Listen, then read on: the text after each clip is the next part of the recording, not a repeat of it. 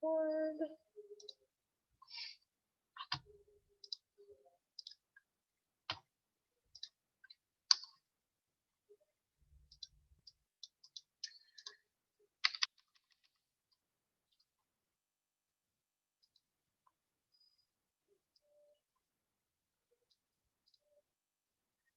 All right, I'm gonna go ahead and get attendance started. While I'm doing that, if you will get out your dairy workbook or breed dairy workbook from yesterday that we started.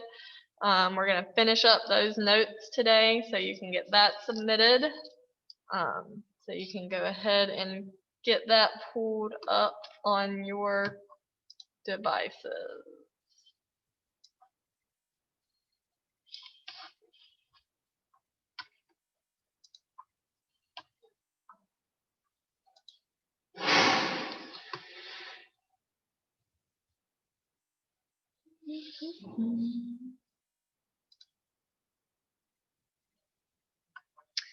All right, Maggie, are you here today? I'm here. Thank you. Christian? Jocelyn? Samuel?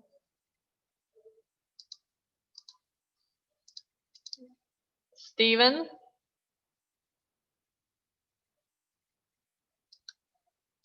Hannah?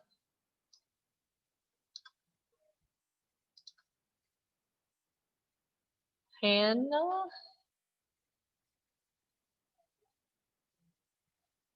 Thought she was on. Okay, I see your name now, Hannah. Anna is here. Chase?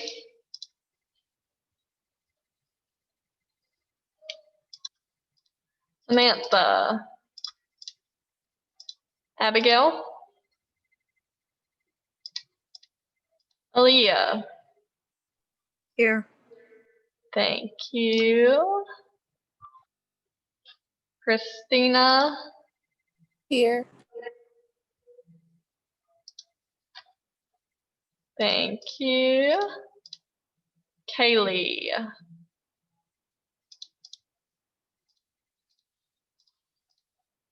Landon?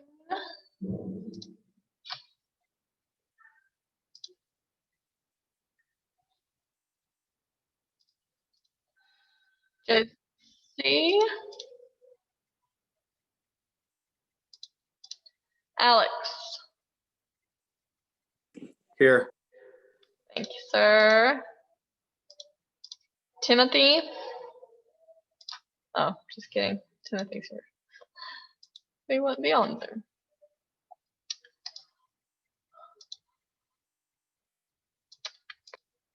Blake? Here. Thank you. Lexi? Josiah? Emma? Here. Thank you. Daquan? Here. Thank you, sir. And Seth?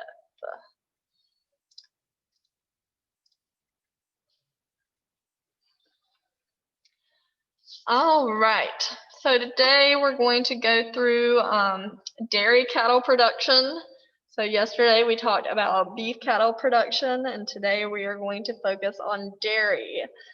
So just like dairy, or just like beef cattle have, the different types of farms that they are raised at depending on their age and what they're used for. Dairy cows are a little bit similar. There's not quite as many differences and different types, but they are similar. All right, the first thing we talk about is the two main different types of ways that you can raise dairy cows. So the first type is called intensive dairy production.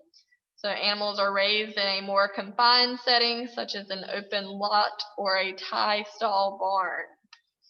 So this is kind of the tie stall barn style that you see in this picture, where they have their food laid out, they have some room, but it's not a ton of room, but they are still comfortable. And then the second type we have is called a pasture dairy production. So cattle are turned out on the pasture continuously for portions of the day.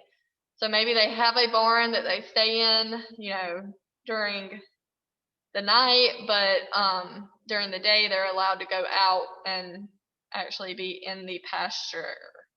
And so they're able to graze. Some producers, a lot of producers use a combination of both types.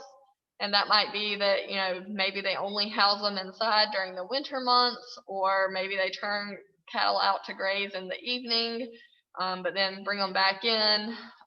So just depends, but a lot of farmers do use both of those types, intensive and pasture. And so both of them have their pros and their cons.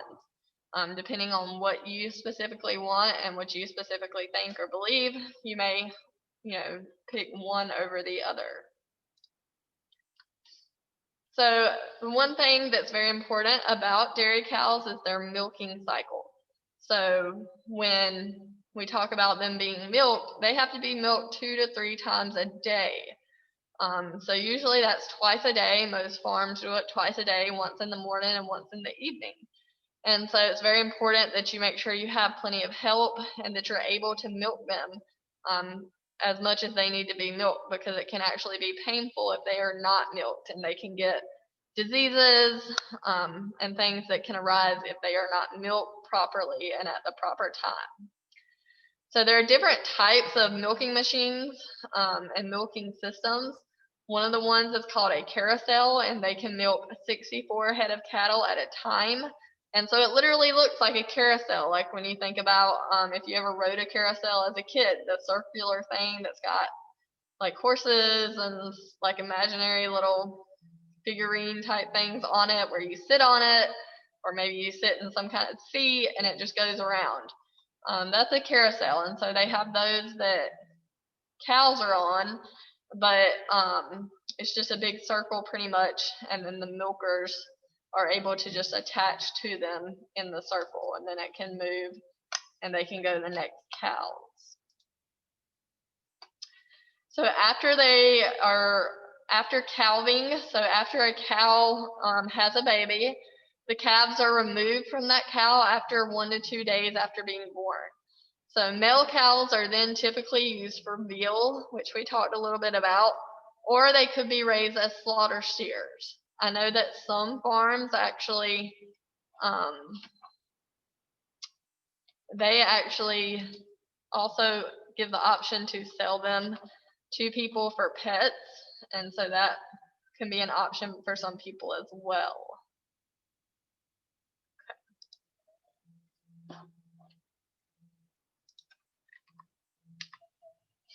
All right, heifers, so the female cows that are born are kept to either become replacements, or they could be used for meat if necessary.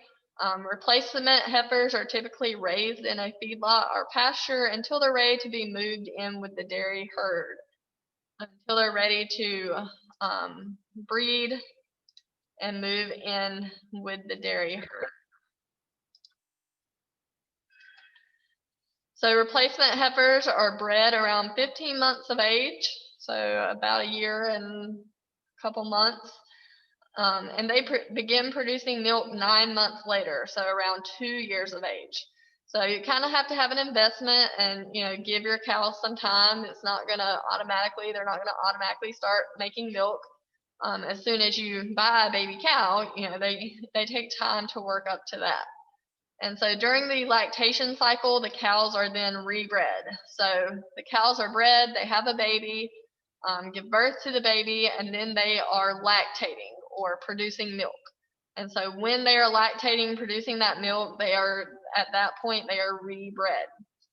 And then 60 days before they give birth the second time, they are dried off. So that means that we just make them quit producing milk for a little while, so that they can prepare for their calf to be born, and so that they're able to kind of store and keep that milk to use for the calf when it's born. The average production cycle of a dairy cow is anywhere from 5 to 7 years, and then they can be processed for their meat.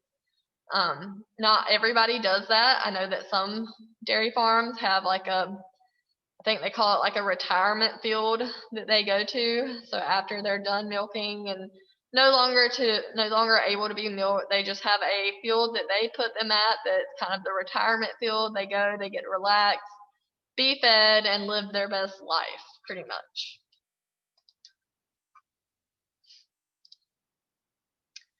All right, so with the milk collection, so milk is collected into some really large tanks at the facility, at the farm, and then transported to the processing facility. The milk is then separated and re-blended to make skim, 2% whole milk, etc. So in order to get those different fat percentages, because that's all that is, whole milk means that it's got a whole lot of fat, skim milk means it has very little. And in order to get that, they actually have to go through a process of separating that fat and then putting it back in there in order to do that. So they go through a process called pasteurization, where they heat up the milk really rapidly and then they cool it down to help remove that bacteria, any bad bacteria that might be in it. And then they also do a process called homogenization, and that is dispersing those fat droplets so that the milk stays uniformly mixed. So just making sure that those fat droplets are mixed throughout it, and so that they don't kind of crumble up together and make kind of a big fat glob. Make sure that they're uniformly mixed throughout the product.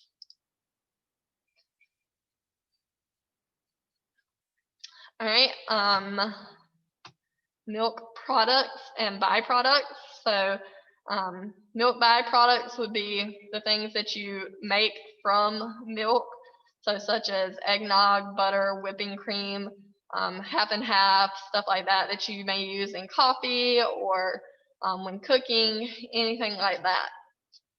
They use the excess fat from the milk to make those products. What bell is that?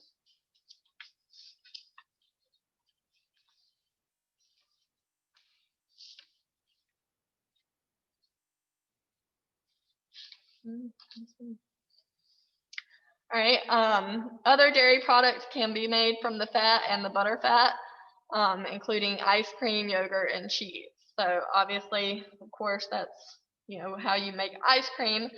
And so depending on the facility, they may make it there at their own facility or somewhere else. There's not as many dairies in eastern North Carolina as there used to be, because it's grown more so that a lot of people have larger dairy farms, but the smaller dairy farms just weren't able to survive, because right now it's just a hard time being a dairy farmer because there's so many other options for milk. Like if you drink almond milk or if you drink silk milk, neither of those is an actual milk from a cow. Silk is, synthetically, like it's made so that, people that are lactose, I believe, can drink it. And then, almond milk is actually, it comes from a seed plant. So it's not actual milk from an animal.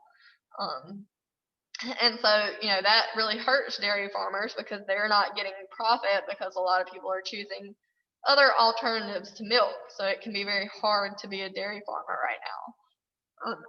There are a lot of, not a lot, but still a few dairy farms in western North Carolina. And so you can go and see some there.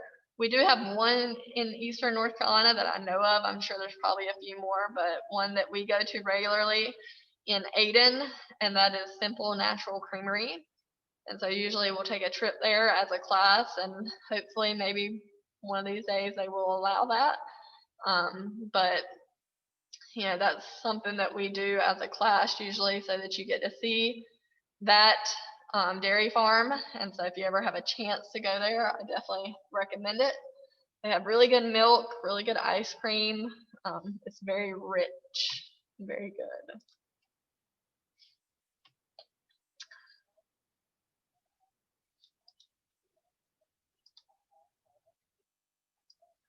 All right, we're gonna watch this quick video.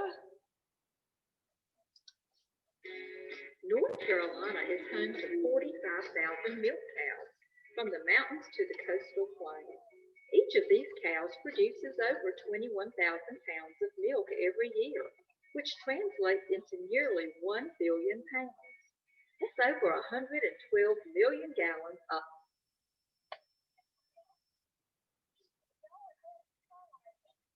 real milk.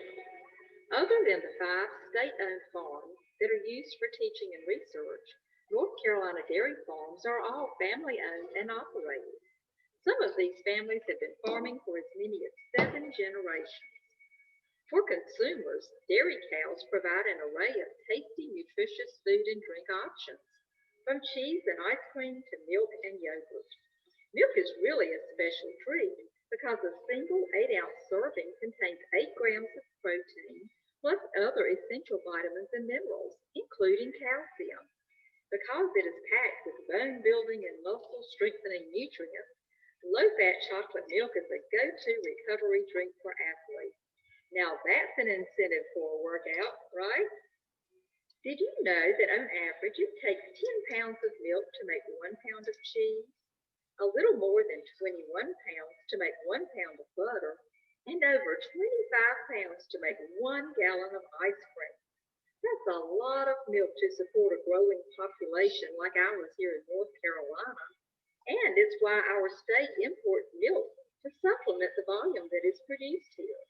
The really good news is that dairy farmers in North Carolina have been increasing the overall production of their cows since 2010, up roughly 1% per year over the last decade. How have they accomplished that? Well, it involves developing new and better ways to make cows comfortable and to improve their health and wellness, food, and genetics. Applied technology has also helped dairy farmers better manage their cows too. Farmers now have tools that help them know when a cow is getting sick before she even shows symptoms, so that problems can be prevented before they even start. If you're interested in learning more about dairy cows and dairy farmers, contact your local cooperative extension office. North Carolina also boasts over 40 creameries, as well as farms that offer educational wood tours. If you want to pick up some farm fresh dairy products right at the source, there's probably a farm or creamery near you.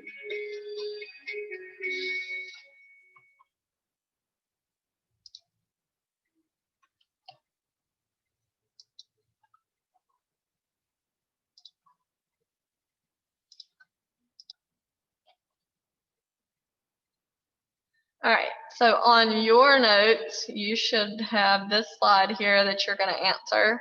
So you want to look at the advantages and disadvantage of both kinds of production. So the intensive and the pasture production that we talked about at the beginning.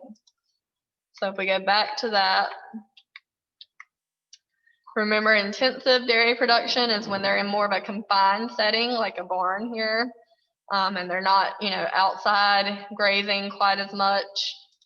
And then your pasture dairy production would be cows that are turned out on a pasture continuously or for portions of the day. So maybe they're outside the whole time, all day, or maybe they are let outside in the morning and then they are brought inside during lunch and then they're let back outside in the afternoon, evening.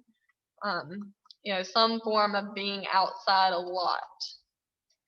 So I'm going to give you a second in your own notes to fill this in on your advantages and disadvantages for intensive and pasture production.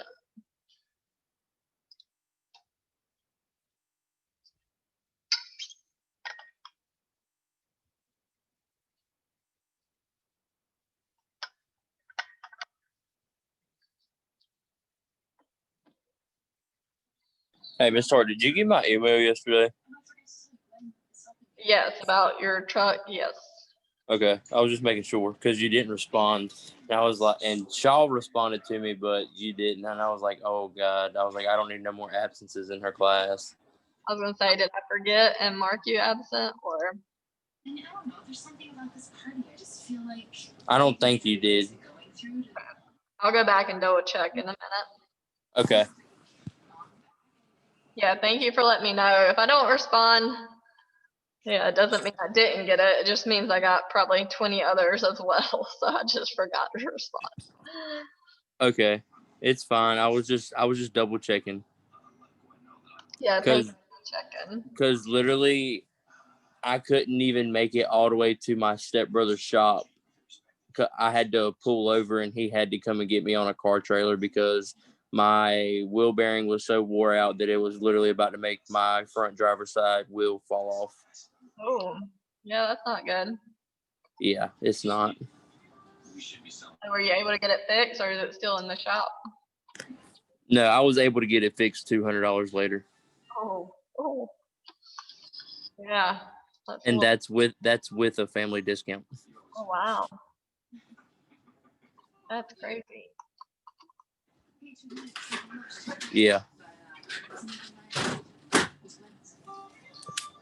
All right, so once you've answered this slide, if you followed along with us yesterday and got all your other ones answered, you can go ahead and submit your notebook for your grade there.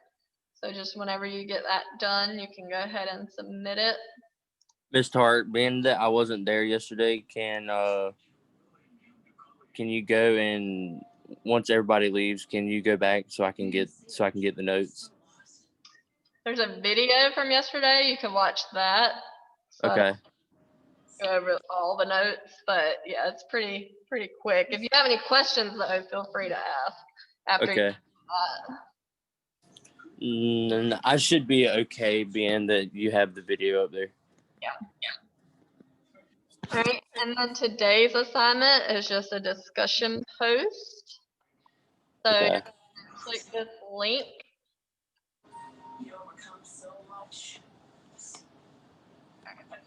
And then scroll down a little bit and it brings up a few different styles of milking parlors.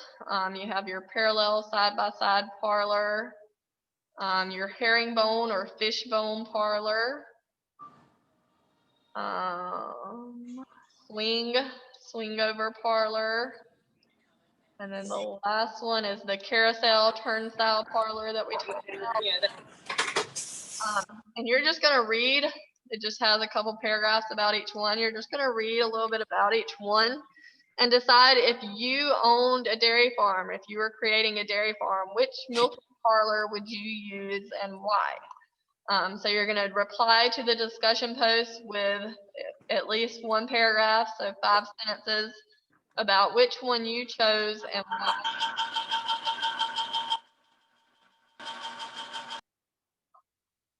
All right, any questions on that discussion post?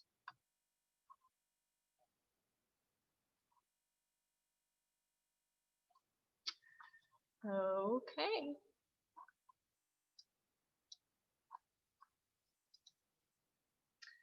Well, if you have any questions, feel free to stay on, or if you just want to say hello, chat, anything like that. If not, you're free to log off and get your discussion post done.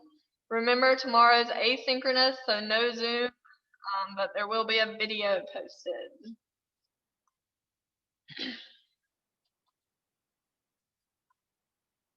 Miss Tart, how do we turn them in?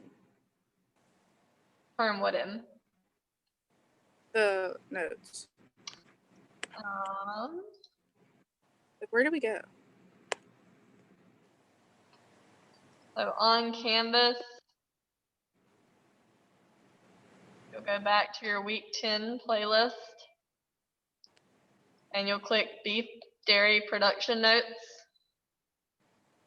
And then there should be a submit assignment button. And you're just gonna upload them right here. And if for some reason Google Drive won't let you upload straight, you can take screenshots of them and then upload it as a file upload.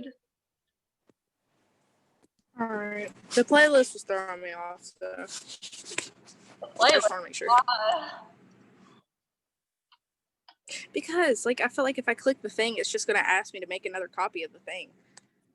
Oh yeah, don't click the link once you click the beef. No, dairy. like the link off the playlist. I thought like once I clicked that one, it was just gonna take me to go make a copy. I forgot it takes you to the actual assignment first. Right.